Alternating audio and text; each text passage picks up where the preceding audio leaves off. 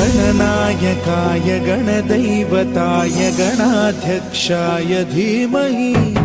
गुणशरीराय गुणमण्डिताय गुणेशानाय धीमहि गुणातीताय गुणाधीशाय गुणप्रविष्टाय धीमहि एकदन्ताय वक्रतुण्डाय गौरीतनयाय धीमहि गजेशानाय भालचन्द्राय श्रीगणेशाय धीमहि